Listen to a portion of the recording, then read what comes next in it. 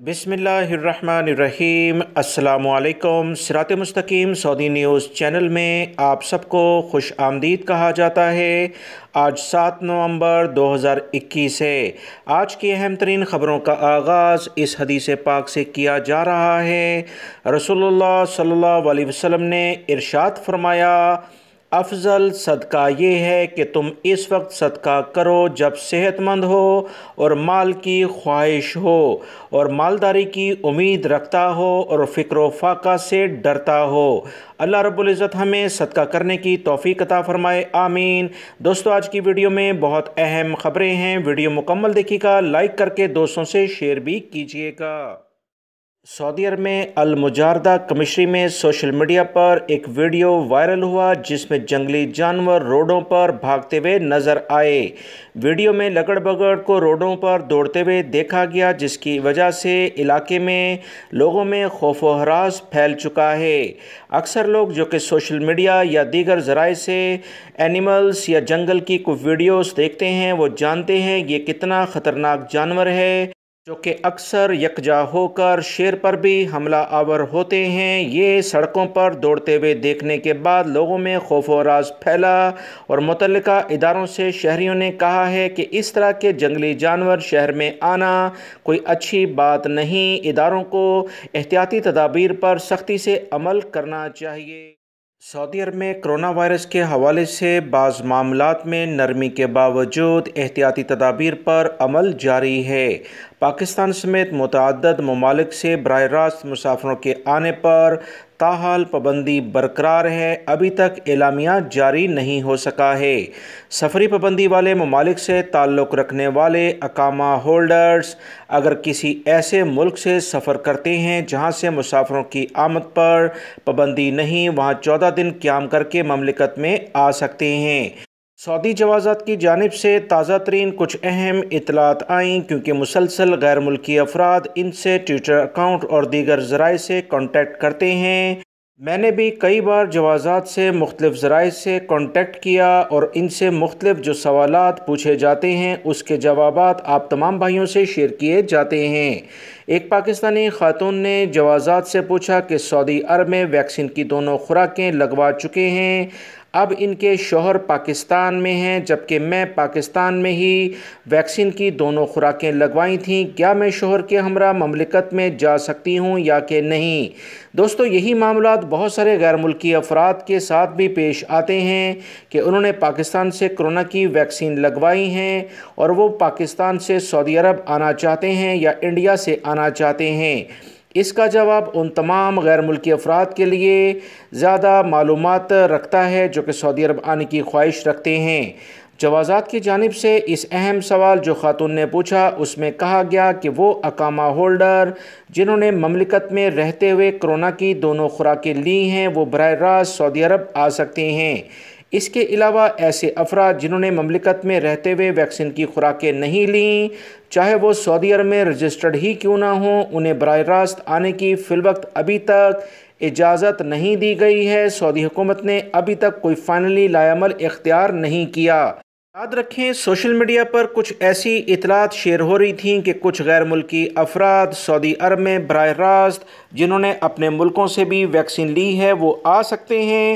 حقیقت میں یہ خبر بھی درست ہے، کیونکہ سعودی وزارت داخلہ نے گزشتہ ہفتے ایجوکیشن سے تعلق رکھنے والے اقامہ ہولڈرز غیر ملکیوں کو براہ راست آنے کی مشروط اجازت دی تھی، جس کے تحت ایسے افراد جو سرکاری یا پرائیویٹ شعبے میں وزارت تعلیم، یونیورسٹیوں، سکولوں اور دیگر مدرسوں سے ان کی سٹڈی سے متعلقہ جاب ہے، ایسے افراد کو سعودی عرب براہ راست آنے کی اجازت تھی۔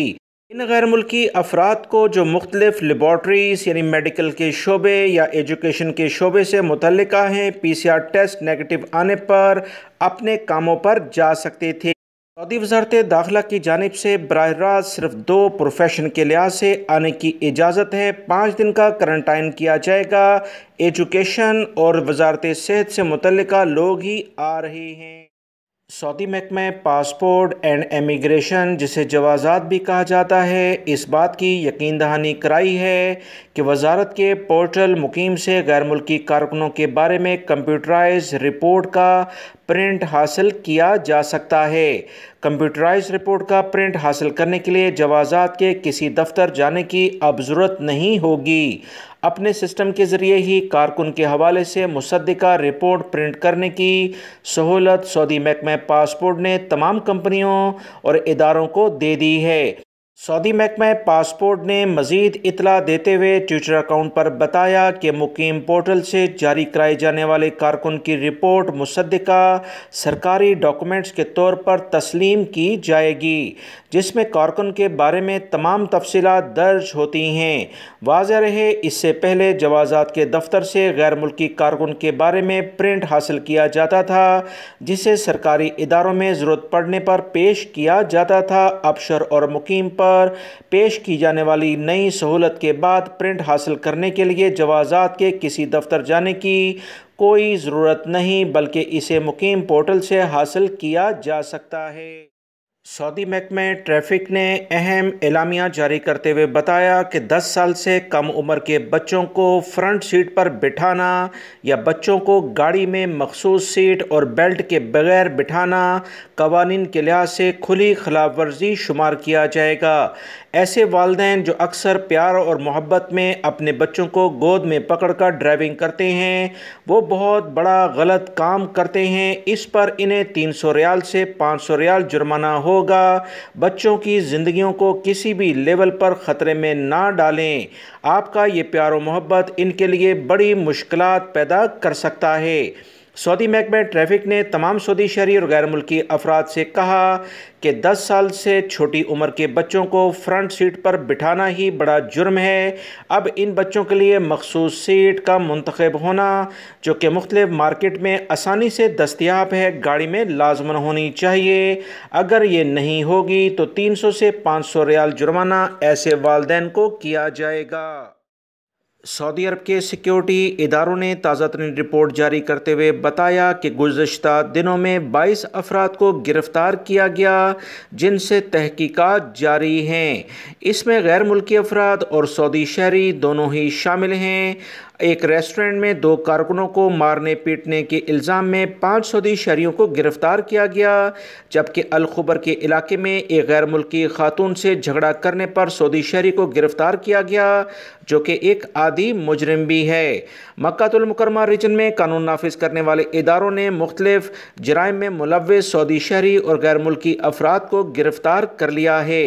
ریاض ریجن میں بھی 8 غیر ملکیوں کو گاڑی چرانے اور ان کے پارٹس فروخت کرنے کے الزام میں گرفتار کیا گیا، جبکہ سیکیورٹی اداروں نے خمیس مشیط میں بھی 6 افراد کو گرفتار کیا، جنہوں نے ایک غیر ملکی کو مارا پیٹا تھا۔ سیکیورٹی اداروں نے تمام سعودی شہری اور غیر ملکی افراد کو یقین دلایا ہے کہ ادارے ہر وقت غیر ملکی ہوں یا سعودی شہری، سب کی حفاظت کے لیے یکساں طور پر کام کر رہے ہیں۔ سعودی محکمہ موسمیات نے موسم سرما کے آغاز کے ساتھ ہی مختلف علاقوں میں تیز بارشوں کی پیشن گوئی کر دی ہے۔ سعودی محکمہ موسمیات کے قومی مرکز نے کہا کہ آئندہ 4 دنوں میں مملکت کے مختلف علاقوں میں بادل چھائے رہنے کا امکان ہے، جبکہ بعض مقامات پر گرج چمک کے ساتھ خوب بارش ہوگی۔ سعودی محکمہ موسمیات نے مزید بتایا کہ مشرقی ریجن میں بادلوں کا راج رہے گا، جبکہ کہیں کہیں تیز بارش بھی ہوگی۔ اس کے علاوہ عسیر، جازان، البہا، مکہ المکرمہ، مدینہ منورہ کے کچھ علاقے، جبکہ شمالی اور جنوبی ساحلی علاقے یہ تمام بارشوں کی لپیٹ میں رہیں گے۔ تمام افراد جو طائف ریجن سے متعلقہ ہیں، رات کو بارش کافی زیادہ ہونے کا امکان ہے۔